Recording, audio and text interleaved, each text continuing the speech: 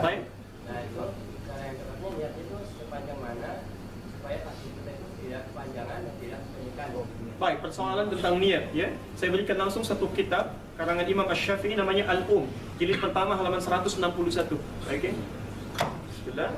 Anda bertanya tentang posisi niat ada di mana? Itu bagus pertanyaannya. Baik.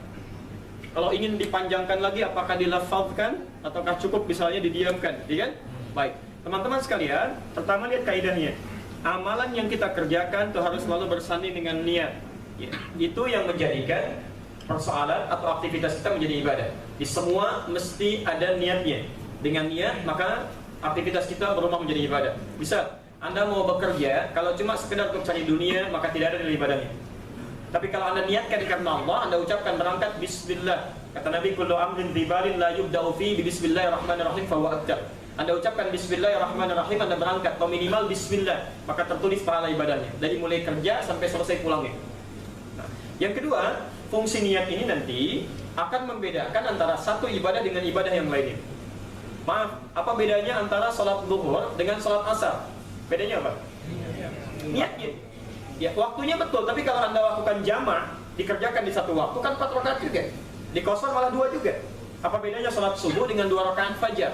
Dua-duanya 2 rakaat. Gerakannya sama, salamnya sama, bedanya dalam niatnya. Jelas di sini?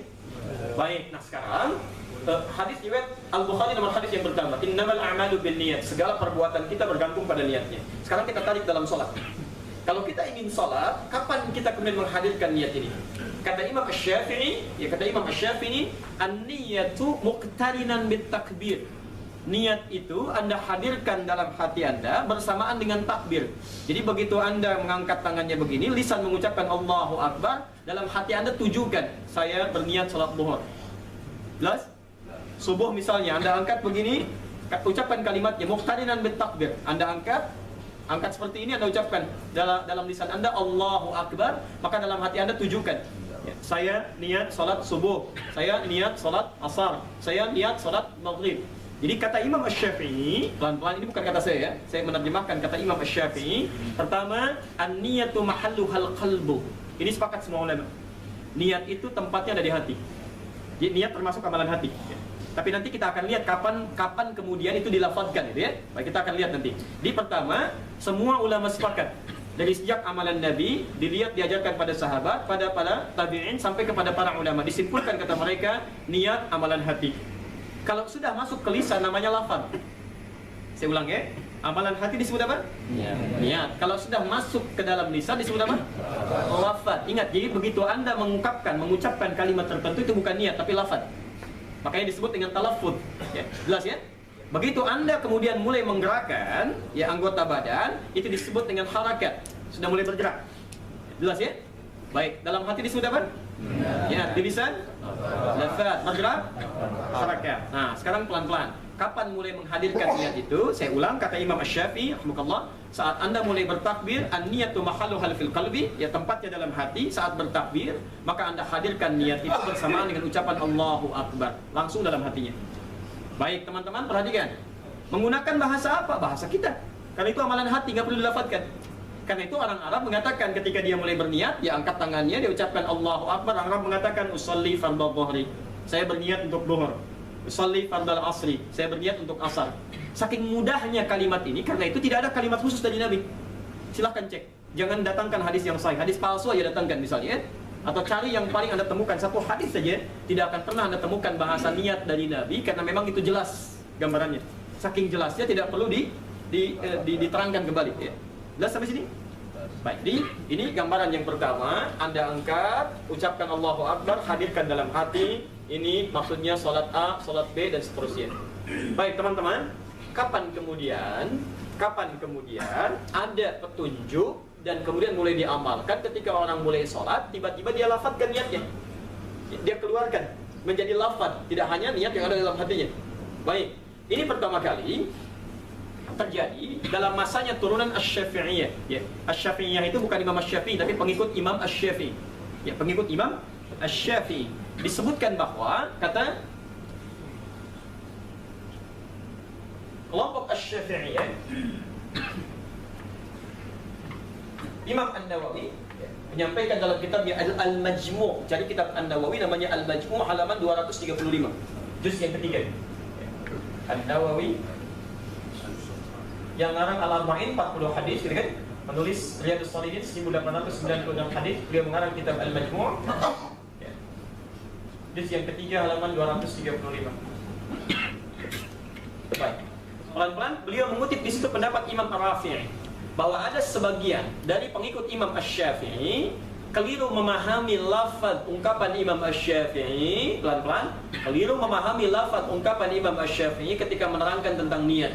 Ya. Beliau menyampaikan, perhatikan, Imam Asy-Syafi'i menyampaikan, adapun niat dan lafaz dalam haji dan umrah itu harus dilafazkan. Ingat, niat dan lafaz dalam haji dan umrah. Jadi ketika Anda mau haji, Anda mau umrah, Anda lafazkan itu, keluarkan untuk menguatkan niat yang ada dalam hati. Pelan-pelan. Lalu sampai sini bisa labbaik Allahumma hajjan, labbaik Allahumma umratan. Makanya Nabi ketika berhaji dan umrah beliau lafazkan untuk menguatkan dalam hatinya. Ya. Tujza'u biha, dan itu sudah mendapatkan pahala.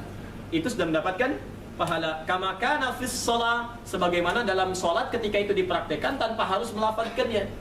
Ya, kalimat kama kana fis shalah dalam keterangan ini maksudnya sebagaimana dalam salat niat dipraktekkan tanpa harus menghadirkannya, tapi dipahami berbeda oleh sebagian dari kalangan Asy-Syafi'i mengatakan bahwa sebagaimana dalam salat itu maksudnya disamakan boleh dengan haji dan umrah.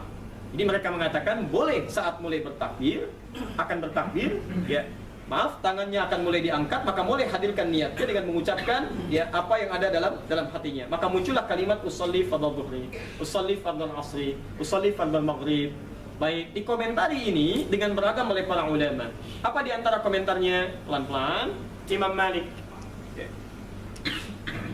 menyampaikan, kata beliau, wa tukrahu, dan dipandang makruh at-talaffuz bin niyyah, mengucapkan niat inda shalah, dalam keadaan salat. Karena jelas dalilnya menunjuk kepada bukan pelafazan, dan contoh dari Nabi SAW pun tidak pernah hadir dengan kalimat-kalimat yang diungkapkan. Ya, kata beliau, satu, salat itu termasuk yang paling jelas dalilnya, termasuk yang paling detil contohnya. Kalau sekiranya Nabi kemudian pernah mengungkapkan kalimatnya dan dilafazkan, tentu sampai sekarang pun kita akan temukan. Ya, karena itu, jika Anda menemukan contoh paling jelas, kemudian disandingkan dengan tafsiran itu takwil, ya, yang sekiranya bisa menghadirkan kalimat lain, maka yang jelas lebih mulia untuk diikuti dibandingkan dengan yang takwil.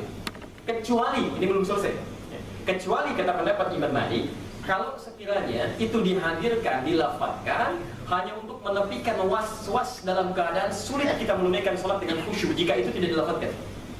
Makanya teman-teman, kalimat usolli itu muncul asalnya itu ketika seseorang mengalami was-was dalam sholat itu. Dia nggak bisa khusyuk, gitu. Dia nggak bisa khusyuk. Jadi sudah mulai bertakbir, sudah merasakan macam-macam, dia nggak bisa khusyuk, sulit. Karena itu ketika berkonsultasi kemudian kepada ulama pada saat itu, Syekh Al-Maghribi, dia katakan, ya Syekh, kondisi seperti ini, ya sulit menemukan kekhusyuan. Maka beliau katakan, lafadzkan niatmu seperti Nabi melafadzkan niatnya dalam haji dan umrah. Hukumnya disebut dengan qiyas, khusus bagi orang ini yang tengah mengalami was-was luar biasa. Maka ketika dia melafadzkan niatnya usolli fardhu dhuhri, misal ya 4 rakaat lillahi ta'ala, menunaikan salat zuhur 4 rakaat karena Allah menghadap ke arah kiblat lillahi ta'ala, dia takut ternyata berhasil, maka tersebarlah ini. Ya. Kata Syekh ini dilafadzkan, kemudian praktekkan dari sini dan menyebar, dari sini menyebar. Asalnya, mohon izin, asalnya hanya untuk orang ini saja, dengan hukum yang khusus. Dengan hukum yang khusus. Nah, ini seringkali lupa kalau ulama berpendapat, Anda mesti lihat, ada yang hukumnya khusus, ada yang hukumnya luas. Nah, ini hukum khusus dipraktekkan pada orang ini, tapi disebarkan maknanya sehingga menjadi menyebar. Ya, akhirnya apa? Orang yang tidak membutuhkan lafaz itu pun mengucapkan kembali. Dari sini kita ambil pendapat yang paling berpenahan. Kalau sekiranya sudah ada ketenangan dalam jiwa kita untuk memulai sholat, tidak perlu dilafadzkan. Karena lafaz itu bukan bagian dari niat, itu amalan lisan. Sedangkan Nabi SAW tidak pernah mencontohkan atau tidak memberikan dalil itu. Kecuali jika Anda berada pada situasi seperti tadi, sulit menemukan kekhusyuan di situ, maka sekiranya Anda boleh menghadirkan lafaz itu untuk meningkatkan kekhusyuan. Jelas sih? Ya. Oh, saya kira itu ya.